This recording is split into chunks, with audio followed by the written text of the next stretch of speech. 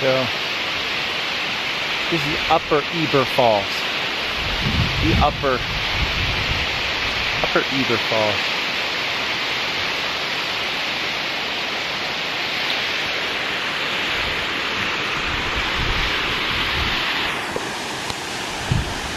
You ever been to Niagara Falls?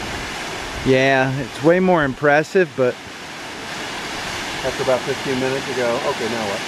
yeah. Okay, so it flows. That's the upper part with the river. It flows from there, down there, goes down here, and then the other falls that we saw, right there, and then there's the valley. That's impressive. We're seeing just treetops. It's all rainforest and stuff. See rocks.